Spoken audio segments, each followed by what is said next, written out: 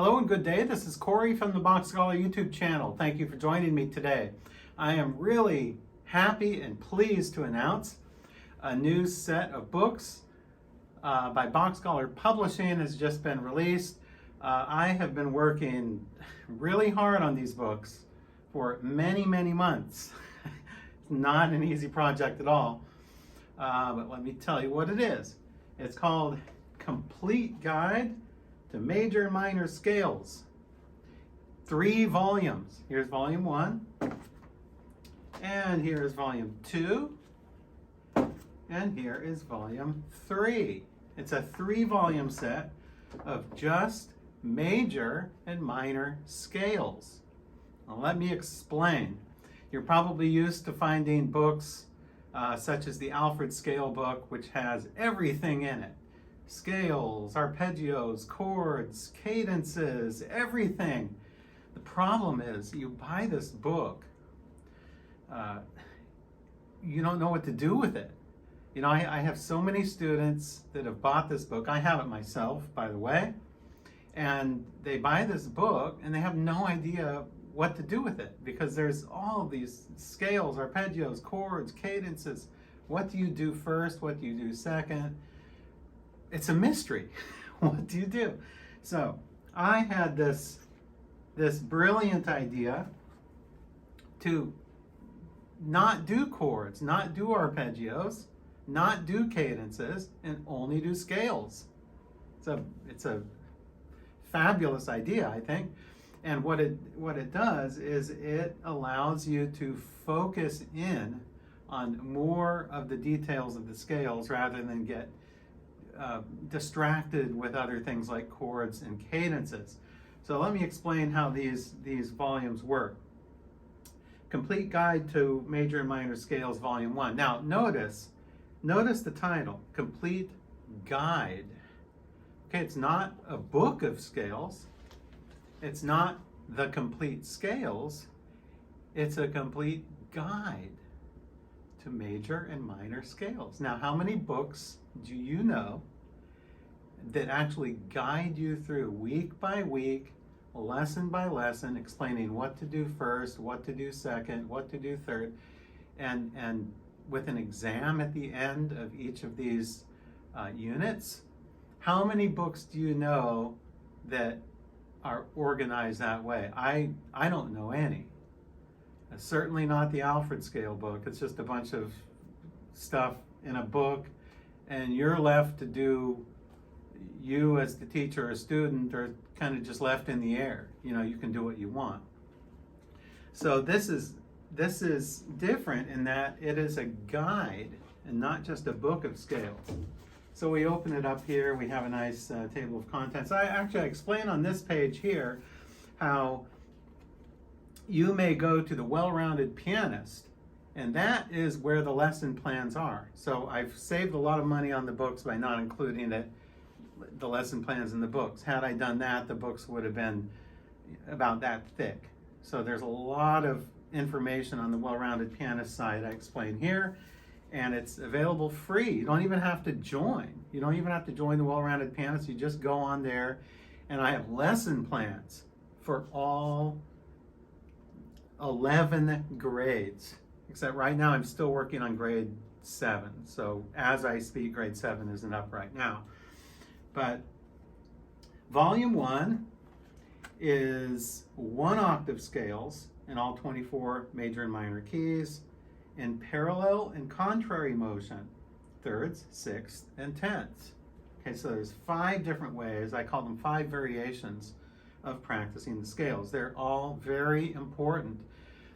Most of these are overlooked and ignored by teachers and students. Usually they just play parallel motion, that's about all. Maybe just a few of them in contrary, but they don't get really serious about it. No, this is serious. I have lesson plans for learning all 24 major and minor scales, harmonic and melodic minor, in these 5 variations. And volume 1 is for beginning to intermediate grades, grades 1 to 4. So it's for the very beginning, and it goes through about grade 4, about the intermediate level. And I have fingerings on every single note Every note has a finger on it. So if you want fingerings, here's the fingerings for all the scales. And we have parallel motion, contrary motion, in thirds, in sixths, and in tenths. And then on the top of each page, I list the name of the scale. And then I always have the numbers of sharps, very big and bold. The sharps are flats, the key signature. And then I have any other pertinent information here, like this is a harmonic minor, so I say raised 7th degree is F double sharp. This is G sharp minor. And then here I have relative major. B major is on page 7. So if you want to jump around to related keys and things like relative minors or parallel minors, you can just follow these references on the top, and those will bring you around the book. So this first book, volume 1 for beginning to intermediate, is organized in this fashion. I know there's a lot to say, so I'm trying to get through all of this in one video. You learn first the 12 major scales, then you learn all the minor scales, but they're organized first as the sharp scales, the scales with sharps, the minor scales with sharps, and then the minor scales with flats. Okay, that's book 1 for beginners, intermediate. Volume 2 is basically the same thing. We begin where we left off, and here is the table of contents. You can see that in book 2 or volume 2, everything is organized in a slightly different fashion than book 1. So we have here a little introduction here, 1-page introduction on fingering rules, and you can read more about that on the Well-Rounded Pianist. So we have the sharp scales. I call them the sharp scales. I begin with C major. C major doesn't have any sharps, but I start with that. And then G major, D major, A major. I go through the circle of fifths. And then I have the relative minor also after that. So I have major, relative minor, 2 forms of the minor, harmonic and melodic. And then I go to the flat scales, F major, B flat major, E flat major, and so on. And I have the major scale and the relative minor after that. And then I have a section at the end with multiple octave scales. So I have 3 and 4 octave scales in triplets and quadruplets, or triplets and 16th notes. And then that finishes off the book. Of course, I can't list those in all the keys. So I have them mainly in C major and C minor. And then it's the student's job to take those and use these same patterns and simply transpose them in 2 different keys. So that's volume 2. Oh, let me show you what it looks like. Actually, it's a beautiful manuscript. This is what the manuscript looks like. It's big and bold and beautiful.